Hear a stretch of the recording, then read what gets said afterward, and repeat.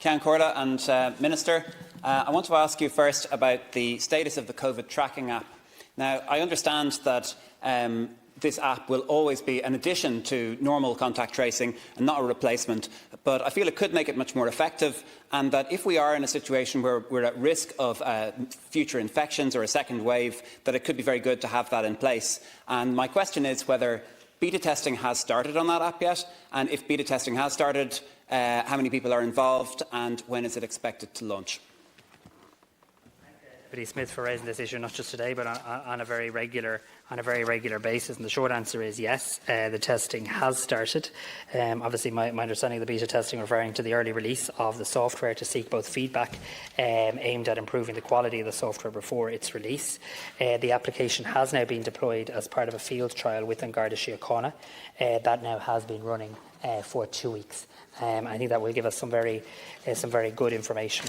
I hope to be in a position that I or the Minister for Health in the next few weeks can seek formal government approval in relation to this. There is good progress being made. I can again arrange for a further updated briefing because there's quite a lot of information here.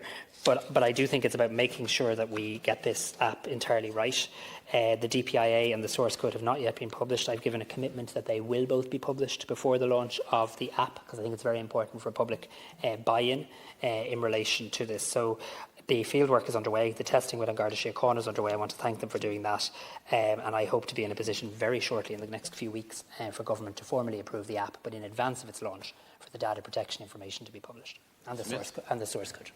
You've been asked by a number of deputies about the reopening of hairdressing services, and you've said that you're going to consult with NEFIT and that NEFIT will come back with recommendations. But ultimately, it is, I guess, your decision and the Cabinet's decision about how to proceed with that.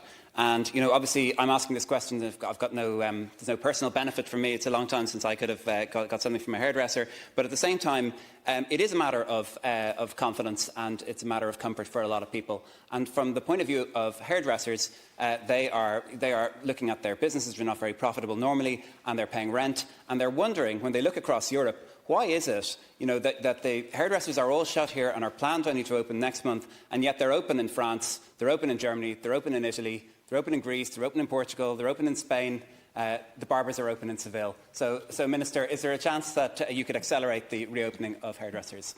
Minister. To be asked by a deputy who has no vested interest in the question, because you're clearly pure on the matter. So I take the point you make there, Deputy. This is an issue, a serious business issue for so many people whose doors have been shut for quite a long period of time, who are wondering when they can take staff back on their books. I did make the point in this House last week, and I believe it, that it's an issue in terms of people's mental health and well-being as well, in terms of how they feel about themselves, male and female, and I'd like to see them open as quickly as possible. What I'm not going to do, I suppose, on the floor of the Dáil is preempt what NEFIT might advise government on tomorrow, but you are right, NEFIT will advise government as to what might fit in phase 3 and phase 4, and then it is for government to make that decision. I'd hope government would be in a position to decide on the remaining phases and therefore provide the direct answer on Friday. That is my hope. I would rather have, you've made reference to other countries and they're valid references, I would rather have, and we've consistently said this, a slow, safe plan we can speed up if the public health advice allows us, rather than a fast one we have to slow down, and that's kind of the approach we've been taking so far. Deputy Smith.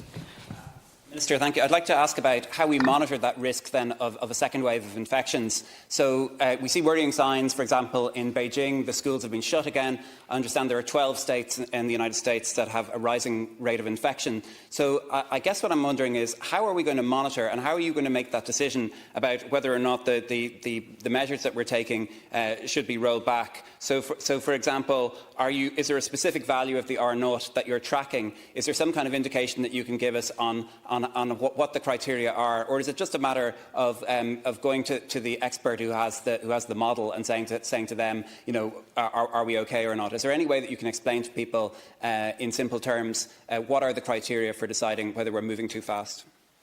Minister. So we did very helpfully publish, I think, the methodology behind the model and quite a lot of detail in recent weeks, which I know people in this House had been requesting, and learned minds can obviously give consideration to that. I suppose what I have said, and more importantly what the Chief Medical Officer has said, is it isn't any one thing, but it is going to require, and I've heard sometimes the very occasional criticism and effort in this House. I mean, my view, and for what it's worth as an outgoing Minister, is that the National Public Health Emergency Team is going to continue to have a very major role to play.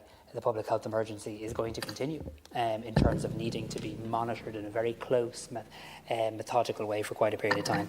It will involve a number of things. The OR number is one issue, but obviously I have pointed out today to the House, the fewer new cases there are, the harder that actually is to predict. So total number of new cases is a real key indicator. The OR number, obviously the translation of that into ICU and hospitalisation, and also what we're seeing in relation to testing. One of the most encouraging things we're seeing at the moment in relation to testing is the low positivity rate. So the positivity rate, the actual number of new cases, the OR number, are probably three of the key things that we'll be looking at. But our modelling and the modelling group will need to continue its work and continue to update on a weekly basis. Ms. Smith. Minister, several months ago, at the start of this epidemic, I asked about sick pay for people who don't have sick pay, bringing in emergency measures to prevent the virus from spreading, because if we force people who traditionally don't have sick pay to go to work, the virus could be spreading as a result. And emergency measures were brought in by this House effectively. But I am getting calls from constituents who work in private nursing homes saying that they don't have sick pay now, so I don't know if the measures have expired, and I would worry that people are feeling obliged to go to work because they're not going to get paid and they can't make their rent payments. So can you advise me in any sense about whether sick pay is still available to people who are working in private nursing homes? I have to revert to my colleague, the Minister for Social Protection and Employment Affairs, just to give the Deputy an accurate answer in relation to that. I think there's a broader issue in relation to sick pay schemes and the likes that operate in some workplaces and stuff. Perhaps that's for another day's debate, but I'll revert to the Deputy on that tomorrow.